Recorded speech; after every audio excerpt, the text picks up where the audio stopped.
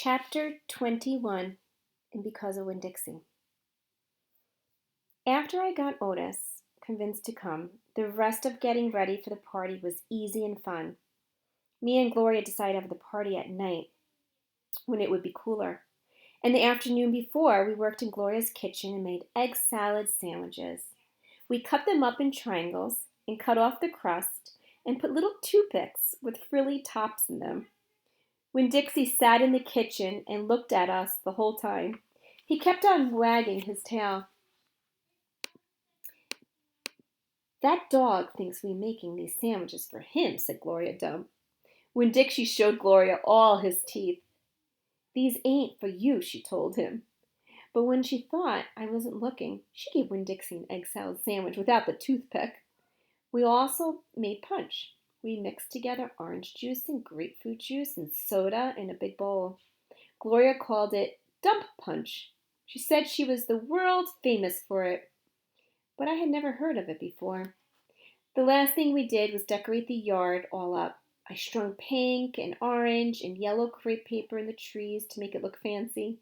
We also filled up paper bags with sand and put candles in them. And right before it was time for the party to start, I went all around and lit all the candles.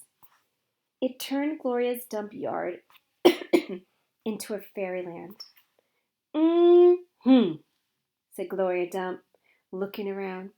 "Even somebody with bad eyes can tell it looks good." It did look pretty. It looked so pretty that it made my heart feel funny, all swollen and full. I wished desperately that I knew where my mama was so she could come to the party too. Miss Franny Block was the first person to arrive. She was wearing a pretty green dress that was all shiny and shimmery, and she had on high-heeled shoes that made her wobble back and forth when she walked. Even when she was standing still, she still kind of swayed, like she was standing on a boat. She was carrying a big glass bowl full of litmus lozenges. "I brought a little after-dinner treat," she said, handing the bowl to me. "Thank you," I said. I put the bowl on the table next to the egg salad sandwiches and the punch. Then I introduced Miss Franny to Gloria, and they shook hands and said polite things to each other. And then Sweetie Pie's mother came by with Sweetie Pie. Sweetie Pie had a whole handful of pictures of dogs that she had cut out of magazines. "It's to help you with your theme," she said. "You can use them to decorate. I brung tape too." And she started going around taping the pictures of the dogs to the trees and the chairs and the table. "She ain't talked about nothing about this party all day long," said her mother. "Can you walk her home when it's over?" I promised that I would. And then I introduced Sweetie Pie to Miss Franny and to Gloria, and right after that the preacher showed up. He was wearing a coat and a tie and looked real serious. He shook Gloria Dump's hand and Miss Franny Block's hand and said how pleased he was to meet them both and how he had heard nothing but good things about both of them. He patted Sweetie Pie on the head and said it was good to see her outside of church. And the whole time Winn Dixie was standing right in the middle of everybody, wagging his tail so hard that I thought for sure he would knock Miss Franny right off her high heels. Amanda Wilkinson came, and she had her blonde hair all curled up, and she looked shy and not as mean as usual.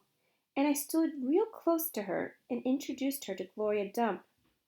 I was surprised at how glad I was to see Amanda, and I wanted to tell her I knew about Carson.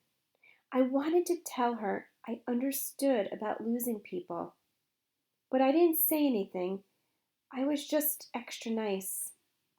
We were all standing around smiling at one another and acting kind of nervous when a real screechy voice said, "Gertrude is a pretty bird." When Dixie's ears went straight up on his head, and he barked once and looked around. I looked too, but I didn't see Gertrude or Otis. "I'll be right back," I said to everybody. Me and Winn Dixie went running around to the front of the house. And sure enough, standing there on the sidewalk was Otis. He had his guitar on his back and Gertrude on his shoulder, and his hands, he was holding the biggest jar of pickles I had ever seen in my life. "Otis," I said to him, "come on around back. That's where the party is." "Oh," he said, But he didn't move. He just stood there holding on to his jar of pickles. Dog! Screeched Gertrude. She flew off of Otis's shoulder and landed on Winn Dixie's head. It's all right, Otis, I told him. It's just a few people. Hardly any people at all. Oh, said Otis again. He looked around like he was lost. Then he held up the jar of pickles. I brought pickles, he said. I saw them, I said. It's just exactly what we needed. They will go perfect with the egg salad sandwiches. I talked to him real soft and gentle and low, like he was a wild animal that I was trying to get to take food out of my hand. He took one tiny step forward. Come on, I whispered. I started walking, and Winn Dixie followed me. And when I turned around, I saw that Otis was following me, too. All right, boys and girls, who's in this section? What just happened? And I want you to think about all the people that were invited to the party and who came. And just think about their character traits and what you're noticing about them. Okay, we'll be back to read chapter 22 and 23 another day.